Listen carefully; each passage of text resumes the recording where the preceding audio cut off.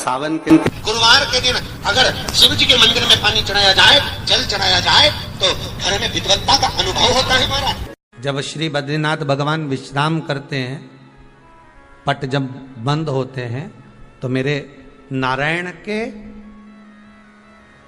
हृदय से बाहर जो लक्ष्मी जी का मंदिर है, वहां से लक्ष्मी जी को लाकर हृदय से लगाया जाता है और भगवान को एक कम्मल पूरा घी में उसको लपेट कर, पूरे घृत में उसको लगाकर, गौ माता के घृत में उसको लगाकर नारायण को भगवान शिव का स्मरण कर कर लपेटा जाता है।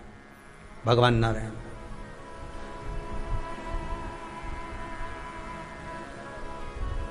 बद्रीनाथ बाबा के मंदिर में दिया घी से भर दिया जाता है, ताले लगा दिए जाते हैं, सब नीचे आ जाते हैं। जब अक्षय तृतीया के समय पर पट खोलते हैं, बाबा का कम्मल घृत से जुड़ा हुआ वैसा कि वैसे ही घृत भरा हुआ,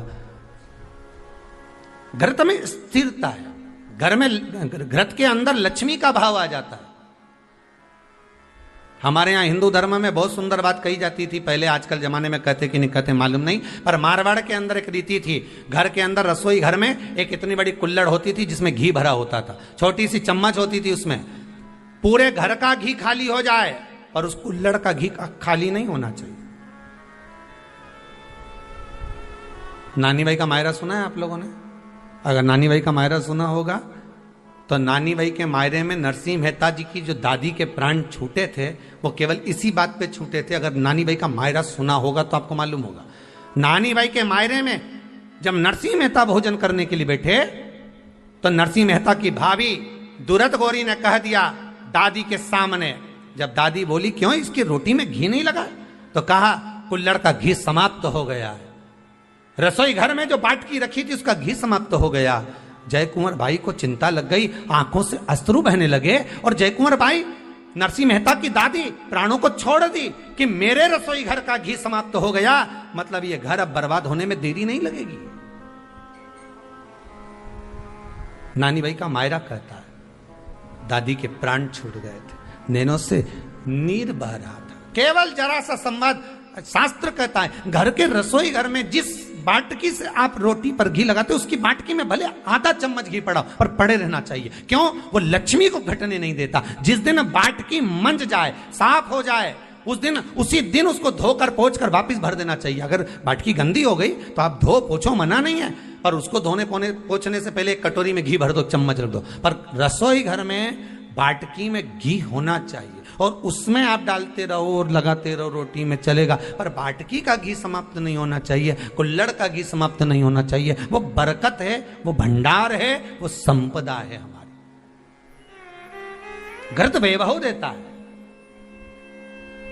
घृत वैभव प्रदान कर,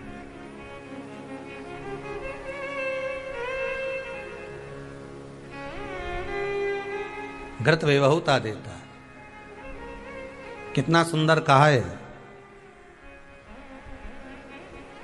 शंकर भगवान के शिवलिंग पर घृत चढ़ाने के बाद आपने दही चढ़ाया शिव जी को, ठीक है, आपने दूध चढ़ाया, जल चढ़ाया, दही चढ़ाया, शहद चढ़ाया, शक्कर चढ़ाई, मिष्ठान चढ़ाया, जो भी आप शिव जी को चढ़ा रहे हो उसमें से केवल एक पदार्थ, एक वस्तु, घी, शंकर के शिवलिंग पर चढ़ाने के बाद में उसी शिवलिंग का घृत, जहां शिवलिंग रखा हुआ है, शिवलिंग जहां रखा रहता है, उस कटी पर उस घृत से हस्त फेर देना चाहिए अपनी मनोकामना कर कर। जो अभिषेक आपने किया है वो अभिषेक का फल भगवान भोलेनाथ कुछ ही दिन में प्रदान कर देते हैं। मात्र उंगली फेर देने पर, घृत पात्र की उंगली, घृत का जो आप अभिषेक कर रहे हो, जल चढ़ा रहे हो, दूध चढ़ा रहे हो, आप पंचामृत सामग्री समर्पित कर रहे हो, आप दुनिया की सारी वस्तु भगवान को दे रहे हो, तो घी चढ़ाते समय जब घी चढ़ जाए, शंकर के शिवलिंग पर घी चढ़ गया, उसकी एक उंगली लेकर शिव मंदिर में जहां शंकर जी पिंडी पर बैठे हैं, उस जलाधारी पर जो शिवलिंग रखा हुआ है, उसके चारों तरफ उस घृत को लगा देना चाहिए अपनी कामना कर कर। महाराज शिव उसको स्वीकार करता है। क्यों? शंकर और पार्वती के मिलन स्थल, माता पार्वती की गोद में भगवान शंकर का जो शिवलिंग स्वरूप विराजमान है, हस्त कमल के अंतर्गत जो भगवान विराजमान है, उसका फल चोगना मिल जाए।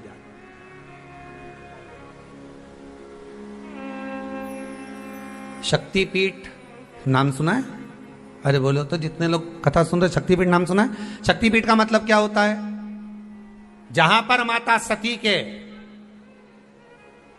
अंग के टुकड़े होकर गिर पड़े, वो शक्तिपीठ के रूप में निर्मित हो गए। तो जितनी भी शक्तिपीठ होती है, उन शक्तिपीठ में आप लड्डू चढ़ाएं, पेड़ा चढ़ाएं, वस्त्र चढ़ाएं, आभूषण चढ़ाएं, सोना चढ़ाएं, चांदी चढ़ाएं, मुद्रा चढ़ाएं, आपकी मर्जी पड़े करोड़ों रुपए चढ़ाएं, मना नहीं है। पर शक्तिपीठ का दर्शन करने जब जाएं तो कम से कम थोड़ा साथ में गाय का घृत, असली घी साथ में लेकर अवश्य जाएं। क्यों? शक्तिपीठ पर भी घी समर्पित करने से मनोकामना पूर्ण हो जाती है। आप आएंगे शक्तिपीठ का दर्शन करके और मनोकामना पूर्ण होना है, मात्र शक्तिपीठ। आप चढ़ाए वस्तु ढेर चढ़ाएं, आप सोना चांदी अंबारियों में धन दौलत सब चढ़ाएं, पर साथ में आप चुनरी चढ़ा रहे हैं, साड़ी चढ़ाए, घृत भी दीजिए, घृत भी प्रदान।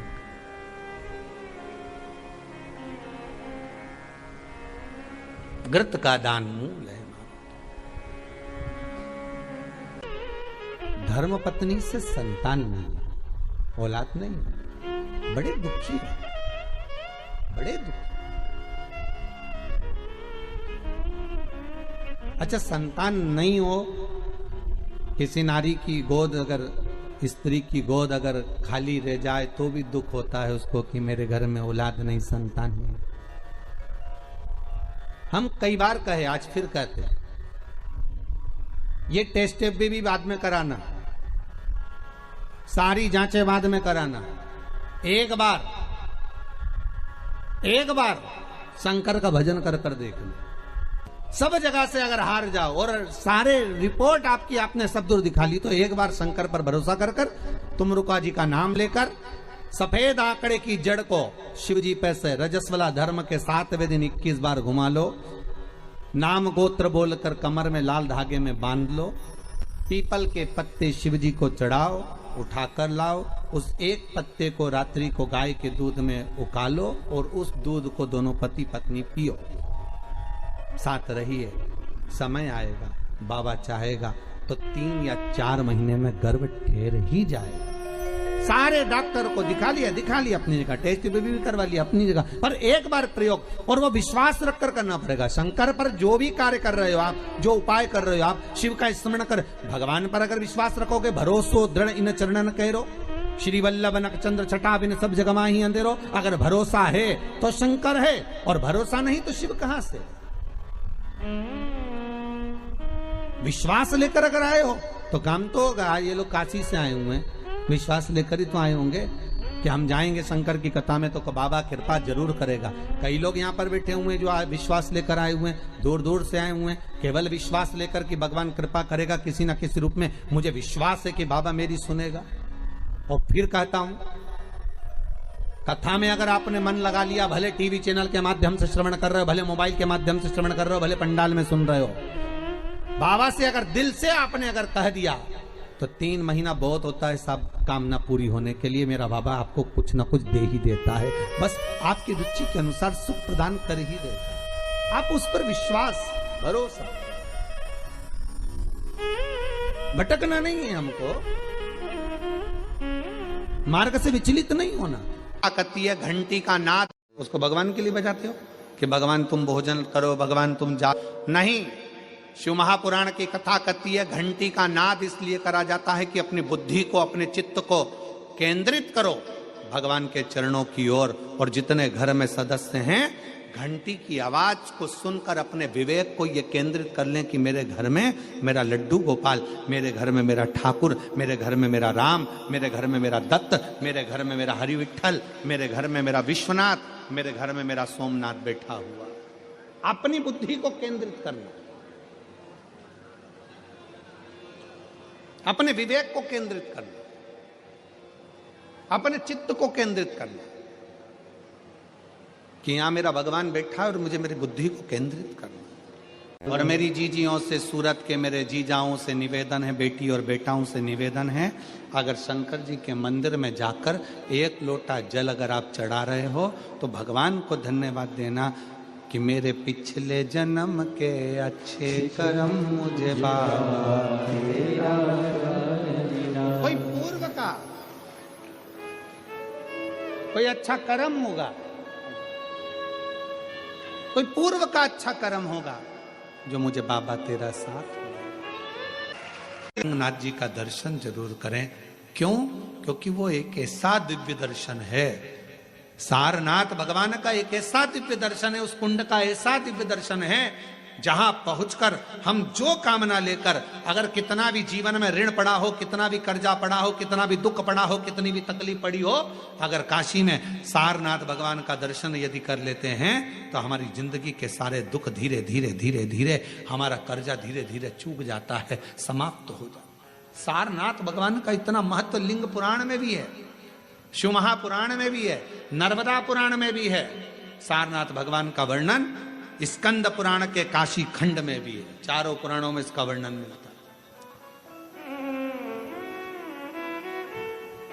और यदि संसार का कोई व्यक्ति अगर मान लो काशी में जाकर सारनाथ भगवान का दर्शन ना कर पावे और उसकी जिंदगी में बहुत कर्जा है, इतना भी धन नहीं है कि काशी जाकर सारनाथ भगवान का दर्शन करे, तो शिव महापुराण की कथा कहती है अगर बन सके तो 5 बेलपत्र, 5 दुर्वा, 5 कनेर का पुष्प, 5 काली तिल हाथ में रखकर सारनाथ भगवान का स्मरण कर कर भगवान शंकर के मंदिर में शिवलिंग पर समर्पित करे।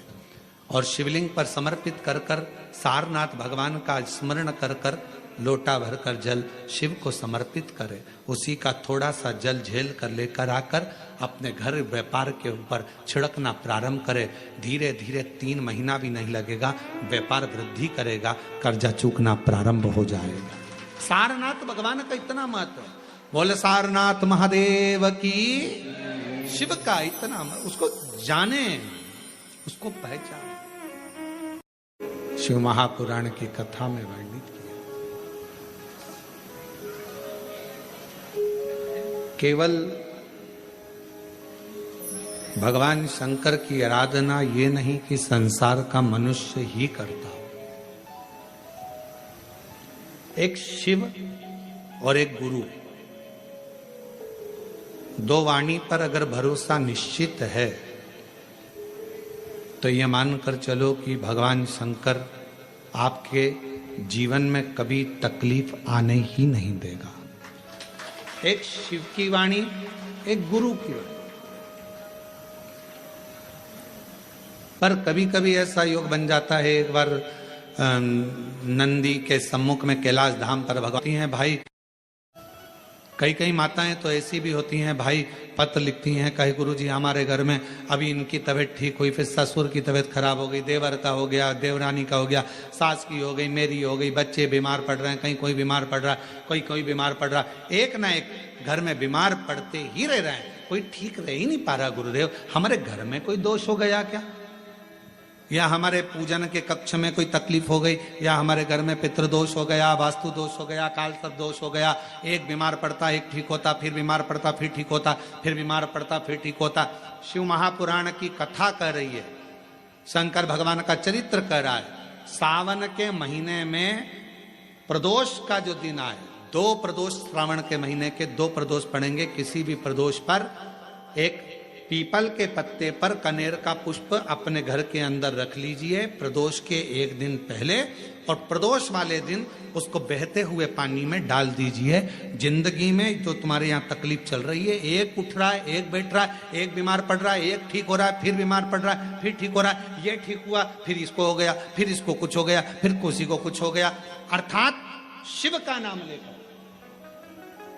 और फिर ही ध्यान देना, इस क्रम को करने के लिए आपको तुमरुकेश्वर महादेव का नाम लेना पड़ेगा। कौन से महादेव का नाम बोलना है?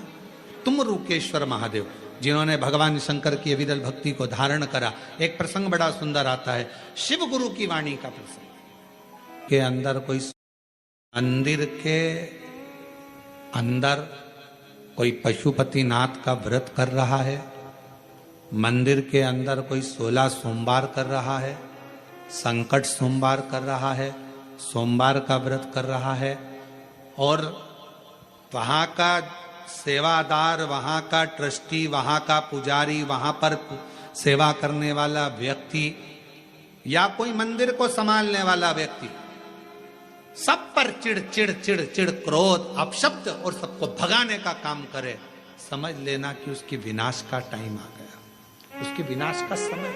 पहले भी कहे, अगर आप शंकर जी के मंदिर में जा रहे हो, शिव की आराधना कर रहे हो, शंकर के मंदिर में जाकर पशुपति व्रत कर रहे हो, जल चढ़ा रहे हो, आराधना कर रहे हो, शंकर के मंदिर में अगर कोई गलती भी कर रहा है तो शिव के सामने कभी उसकी गलती को मत बताओ, कभी ही मत बताओ, अरे तूने गलती कर दी, ना ना ना, कभी नहीं।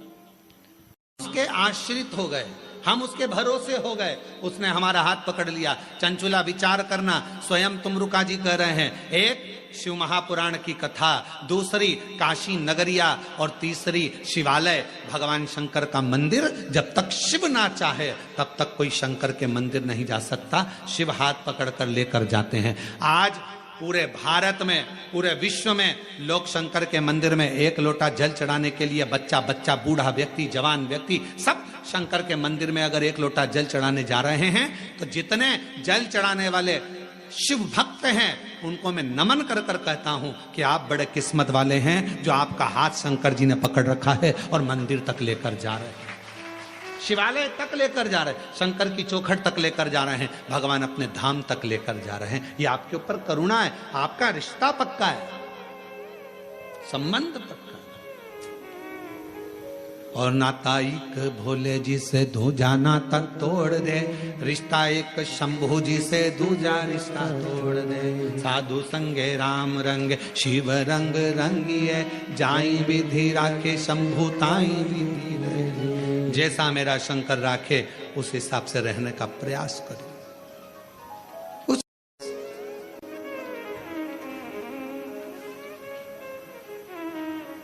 क्यों बैठे हैं? कई भक्त आए हैं भगवान शंकर की कथा सुनने के लिए, कोई कोई कामना लेकर, कोई कोई कामना लेकर। स्वयं तुमरुका जी ने चंचुला जी से कहा, चंचुला देवी, जब शिव महापुराण की साक्षी में, शंकर भगवान की कथा के पंडाल में, शंकर भगवान की साक्षी में जितने लोग ऑनलाइन कथा सुन रहे हैं, टीवी मोबाइल आदि पर, वो सब की साक्षी आप शिव महापुराण की साक्षी में अगर शिव पुराण की कथा को श्रवण कर रहे हो, भले टीवी पर बैठ सुन रहे हो चाहे मोबाइल पर सुन रहे हो, पर हृदय लगाकर अगर कथा को सुन रहे हो तो मेरा भोलेनाथ तुम्हारी झोली जरूर भरेगा और तुम्हारी किस्मत को जरूर चमकाएगा, ये निश्चित है। वो शिव है। जितने सुसाइड, इसीलिए निवेदन है सुसाइड का प्लानिंग नहीं करना कभी भी जिंदगी में। कितना भी गमा जाए, कितना भी दुख आ जाए, कितनी भी तकलीफ आ जाए, कितना भी कर्जा बढ़ जाए, कोई कितना भी प्रेशर दे दे, माइंड में कितना भी प्रेशर बढ़ जाए, फिर भी सुसाइड करने का प्लानिंग नहीं करना। प्लानिंग ये करना, कर्जा अपन ने लिया है, तकलीफ अपनी है, अपन निपटेंगे, खूब दमदारी से मेहनत करेंगे। जिनने बोला है, जिनके मुंह चल रहे हैं, उनके मुख बंद कर देंगे, इतनी मेहनत कर कर आगे निकलेंगे, तब दमदारी है। मालूम पड़े तकलीफ, depression depression depression depression, tension tension tension, मर जा।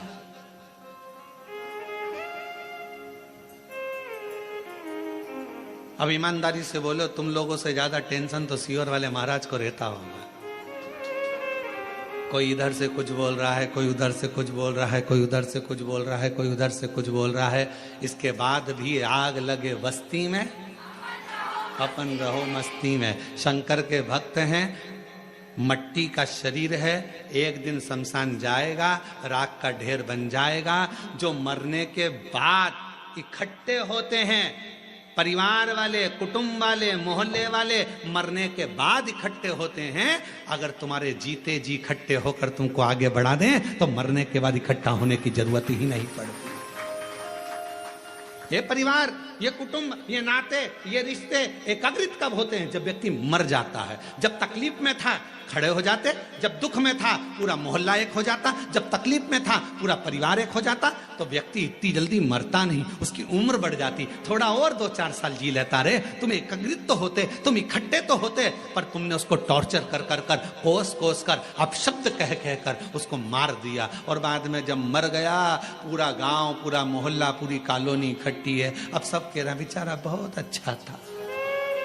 अब समझ में आया जब फोटो पे माला चढ़ गई, बहुत अच्छा था, जिंदगी बड़ी विचित्र। प्लानिंग मत करो, ये ओल्ड फैशन है। रस्सी में टंग जाना, पानी में डूब के मर जाना, ये सब ओल्ड है। न्यू फैशन तो ये है, खूब खाओ, शिव नाम गाओ, छाती पे मूंग डलते जाओ, अपना काम करते जाओ, अपनी मेहनत। कई बच्चे कहते हैं, हमने देखा कोटा साइड में जब बच्चे कोचिंग करने जाते हैं, कोचिंग में पास नहीं हो पाते, सुसाइड कर लेते हैं। उन बच्चों से निवेदन है, पढ़ने बैठे हो ना, तुम्हारे पिता के पास कोई प्रॉपर्टी की कमी तो नहीं है? अगर कमी होती तो तुम्हारे पिताजी कोटा तुम्हें पढ़ने नहीं भेजते। तुम्हारे पिताजी के पास कमी होती तो रायपुर पढ़ने नहीं भेजते। तुम्हारे पिताजी के पास कमी होती तो कोरबाग पढ़ने नहीं भेजते, बिलासपुर नहीं भेजते। तुम्हारे पिता के पास पैसा होगा तभी तो पढ़ने भेजा होगा। तो क्यों सोचना नंबर कम आ गए, फेल हो गया, जॉब नहीं लगी, मर गया। अरे भाई, इतनी सी बात, और मेहनत कर, 4 गुनी मेहनत कर, परिश्रम 4 गुना कर। दुनिया की ऐसी कौन सी कुर्सी है जिस पे मनुष्य नहीं बैठ सकता? बस आपका मेहनत और आपकी लगन।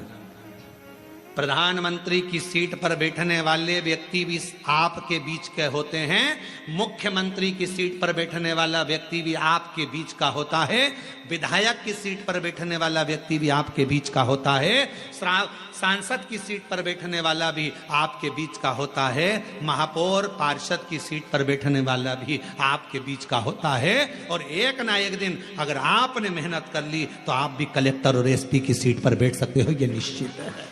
परिश्रम करिए, मेहनत करो, पढ़ाई को 4 गुना करो, विद्याध्ययन 4 गुना करो, रात दिन एक कर दो, अच्छी एजुकेशन करो।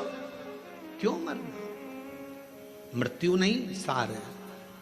पानी में डूबकर मरने वाले की मुक्ति नहीं है हमारा। और अगर तुम लोगों ने प्लानिंग करी हो तो छोड़ देना, बिल्कुल मरूंगी नहीं। सियोर वाला महाराज बोलता है, मेहनत करना है, परिश्रम करना है। ये ओल्ड फैशन में नहीं जीऊंगी कि कोई ने दुख दिया और मर जाऊं। इतनी जल्दी मरने वाली नहीं हो, इतनी जल्दी। हम तो बाबा के भरोसे चलते हैं, हम तो बाबा के भरोसे चलते हैं। ये दुनिया वाले जलते हैं, ये दुनिया वाले जलते हैं। डमरू वाले के भरोसे चलते हैं, काशी वाले के भरोसे चलते हैं, सीहोर वाले के भरोसे चल